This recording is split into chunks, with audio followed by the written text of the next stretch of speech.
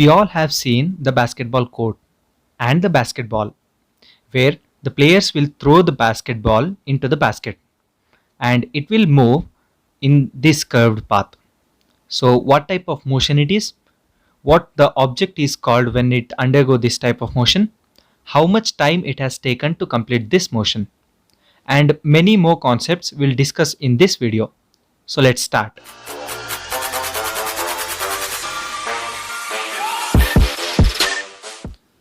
Consider a horizontal axis, which is x, and a vertical axis, which is termed as y. And we can call this as 2D coordinate system. And now consider a basketball which is at origin, which is point O.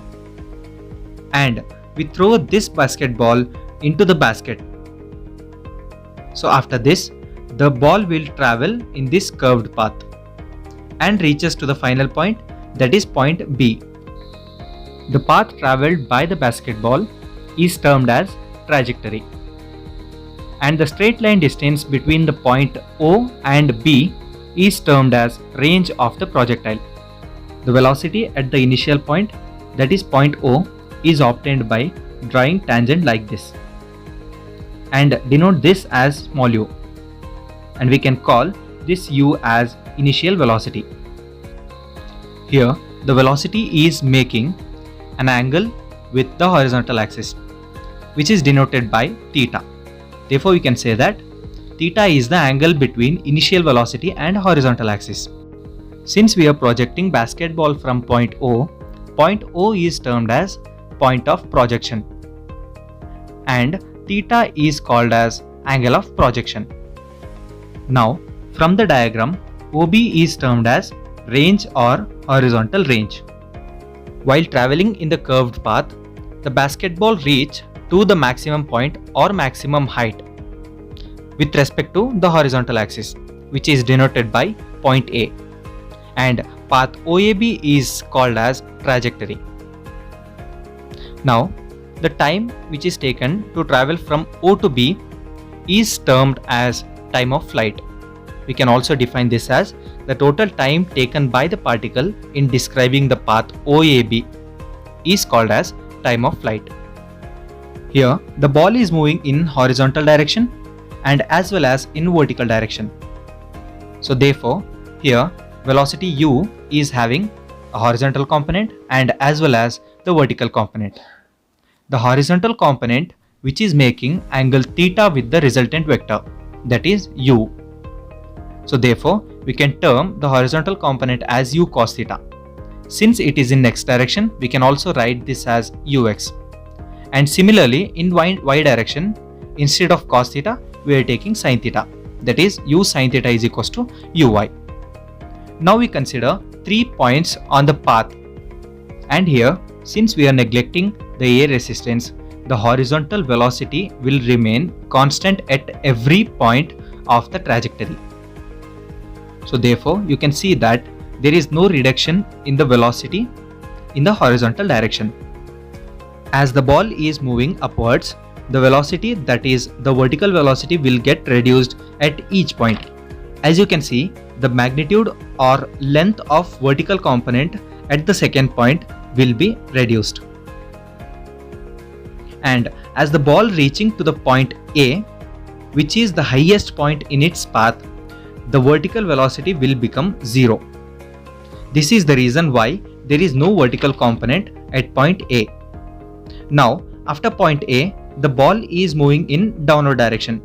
It means that velocity is now generated in downward direction, and it will be equal to the vertical velocity at the second point but in the downward direction. And now we'll take the same diagram and we'll try to understand what will be the acceleration in horizontal and vertical directions. We know that acceleration is rate of change of velocity, or we can say that where there is a velocity change or change in velocity, there is an acceleration. So therefore, as we discussed earlier, the horizontal velocity is constant. So therefore, acceleration in x direction is equals to 0. And as we discussed earlier, the velocity which is in vertical direction is moving from point to point. Therefore, acceleration in y direction, that is ay, is equals to minus g, where g is acceleration due to gravity. And we know that ux is equals to u cos theta and uy is equals to u sin theta. Remember these terms because we are using these terms in the upcoming derivations. Since the projectile motion is the combination of horizontal and the vertical motion, we'll derive equation for both separately. So firstly we'll take horizontal motion. In that we know that from first equation of motion v is equals to u plus at. Here suffix x is taken because we are considering in x direction, that is in horizontal direction. Consider this as equation number 1. Since we know that the horizontal acceleration, that is ax, is equals to 0, put this in the above equation, we'll get vx is equals to ux. And also from the diagram we know that ux is equals to u cos theta. Therefore we can write vx is equals to u cos theta. Now we know that from the third equation of motion, x is equals to ut plus half at square. Now here also we substitute ax is equals to 0, so that we can write x is equals to ux into t. And also we know that ux is equals to u cos theta. By substituting that, we will get x is equals to ut cos theta. So now we'll discuss about vertical motion. Since in the vertical direction there is a presence of acceleration, we consider that is the acceleration of particle is g in the downward direction, so that we can take ay is equals to minus g. Here y suffix is denoting that acceleration in y direction. Now we know that vy is equals to uy plus ay into t. Here we are taking suffix y because we are considering the vertical motion, that is in y direction. Now consider this as equation number 1. Now substituting ay value in equation number 1, we will get vy is equals to uy minus g into t. Now we know that from second equation of motion, v square minus u square is equals to 2as. Here in this equation also substitute ay is equals to minus g. So therefore we can get v square minus uy square is equals to minus 2gs. Now we know that from third equation of motion, y is equals to uy into t plus half ay into t square. Here also we are substituting ay is equals to minus g. So therefore we can get y is equals to uy into t minus half gt square. Also we can substitute uy is equals to u sin theta. Now we'll discuss about time of flight. From the diagram we know that point O is the point of projection, that is the particle is projected from the point O and reaches the same horizontal plane at point B. The total time taken to reach point B is the time of flight. And suppose the particle is at B after time t, the equation for the horizontal motion gives x is equals to ut cos theta. Consider this as equation number 1. Now the y coordinate at point B is 0. Thus from the equation of vertical motion we know that y is equals to ut sin theta minus half gt square. Since y coordinate is 0, take y is equals to 0. That is 0 is equals to ut sin theta minus half gt square. Now take one of the term in left hand side and cancel t from left and right sides, and then simplifying this equation for t is equals to 2u sin theta divided by g. Since we are considering time of flight as capital T, we can write t is equals to 2u sin theta divided by g. This is the time of flight, or we can say this is the time taken by the projectile to move from point O to B. Now we'll find out range.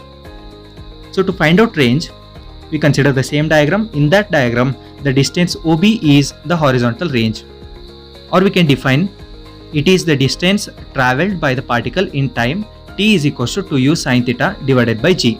Consider this as equation number 1. By the equation of horizontal motion, we know that x is equals to u into capital T cos theta. Consider this as equation number 2. Now substituting equation number 1 in equation number 2, we'll get x is equals to u into 2u sin theta by g cos theta. Now by simplifying this, x is equals to u square 2 sin theta cos theta divided by g. From trigonometric equation we know that 2 sin theta cos theta is equals to sin 2 theta. Now we can write x is equals to u square sin 2 theta divided by g. This is the range of the projectile. Now we'll find out how much height, that is the maximum height reached by the projectile. So to find out this, consider the same diagram. At maximum height, the velocity, that is in vertical direction, will become 0. And there is only the horizontal component of velocity. As you can see in the picture, at point A, there is no vertical component. There is only a horizontal component present. We know that Vy is equals to u sin theta minus gt. Here, at the maximum height, the vertical component, that is Vy, is equals to 0. Therefore, we can write t is equals to u sin theta divided by g. Consider this as equation number 1.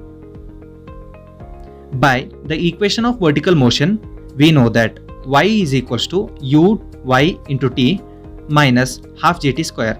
Let this as equation number 2.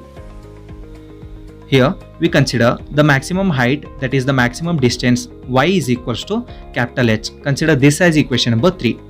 Now substituting equation number 3 and equation number 1 in equation number 2, we will get h is equals to uy u sin theta by g minus half g u sin theta by g whole square.